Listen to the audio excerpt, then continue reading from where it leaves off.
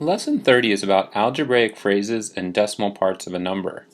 And we have word sentences like this. The sum of a number and 7.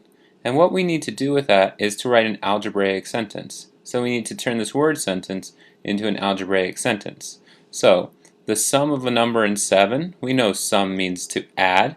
We're finding the answer to an addition problem. So, the sum of a number and 7 would be n plus 7 if we were to write it as an algebraic sentence. The next one, the sum of twice a number and 5.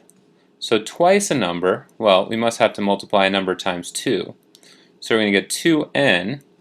We've got the sum, so we're going to add 2n plus negative 5. And we could write it like this, or alternatively we could write it as 2n minus 5.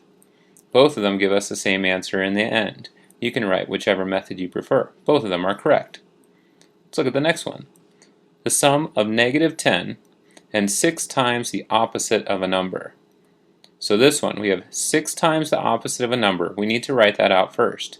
So 6 times the opposite of a number, so we've got to say the negative n, because it's the opposite of the number, 6 times that, and we're finding the sum of negative 10 and all that. So we're going to say plus negative 10. We've got our final answer. Another way that we could write this alternatively would be to say negative 6n minus 10. And that would be exactly the same thing. Let's make this 10 look a little bit better right there. Whichever method you prefer for these two problems is perfectly acceptable. They're both the correct answer. Let's move on to our next slide. The second part of this lesson is about decimal parts of numbers.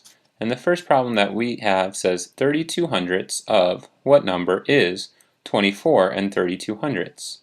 What we need to remember is that of means to multiply, and that is means equal to. So we can take this question and we can turn it into an equation. So we're going to get 0.32 or 32 hundredths times what number, Wn, is equal to 24.32. Now we need to figure out what number we need to multiply 0.32 by in order to get to 24.32. So what we want to figure out is what that number is equal to, Wn. In order to isolate Wn, we have to undo the multiplication of 0.32. So to undo multiplication, we must go ahead and do division. So we're going to divide by the number we want to get rid of, or we want to undo. So we're going to divide by 0.32 on the left, because 0.32 divided by 0.32 is 1. Leaves us with Wn by itself. And then we're going to divide on the other side by 0.32. So what number is going to be equal to 24.32 divided by 0.32? Let's go ahead and figure out that operation. 24 and 32 hundredths divided by 32 hundredths.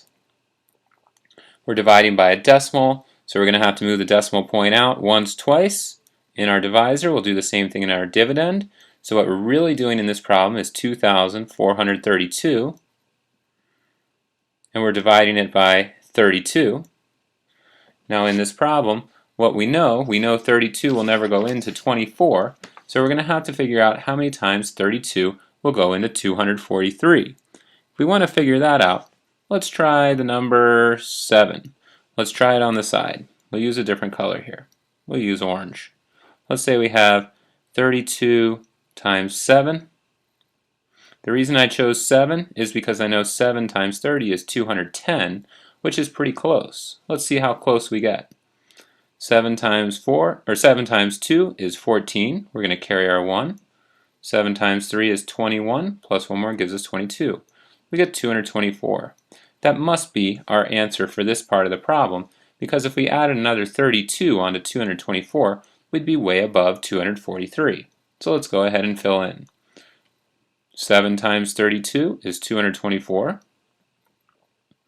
We subtract. We're going to borrow from that 4. We've got 3. 13 minus 4 is 9. 3 minus 2 is 1. 2 minus 2 is 0. So we're going to bring our 2 down. Now we have 192. Well, 7's obviously going to be too big. That was 224. Let's try 6. 32 times 6 This one looks good. It looks good because 6 times 2 is 12. We're going to carry that 1, but the 2 here matches the 2 here. That's a good start. 6 times 3 is 18, plus 1 more is 19. We have 192. So we've got our final answer. Our final answer must be 76, because when we subtract 192 from 192, we have nothing left over. So, what number? What number do we have? We have 76. And we're all done with this problem. These decimal ones require a bit of work as we go through. But if you remember, when you're dividing by a decimal number, just move the decimal out in your divisor and then move it out an equal number of spaces in your dividend, and you'll get the right answer. Let's look at our next example. 0.42 of 86 is what number? This one's actually a little bit easier than the last problem. We know of means multiply, so we're going to have 0.42 or 42 hundredths times 86 equals Wn. This one's a little bit easier than our last one because all we have to do here is our operation on the left-hand side, and that tells us what the right-hand side will be equal to. Let's go do that. We've got 42 hundredths times 86. 6 times 2, it's going to give us 12. Let's carry the 1. 6 times 4 is 24, plus 1 more is 25. We've got 0 as a placeholder. 8 times 2 is 16. Carry that 1, stays the same. 8 times 4 is 32, plus 1 more is 33. We can now go ahead and add. We've got a 2. 5 plus 6 is 11. We're going to carry the 1. 2 plus 1 is 3, plus 3 more is 6. And 3 comes straight down. Looks like we have 3,612. But remember, we were multiplying by a decimal factor. So we've got to move it out twice, move it out twice. We've got to move it back in twice to balance everything out. So we move it in twice, once, twice. We get an answer of 36 and 12 hundredths. So Wn, what number is equal to 36 and 12 hundredths? We're all done. We've got our final answer. Our lesson practice will be on page 126. Make sure you've got your notes completed, and I'll see you during our next class.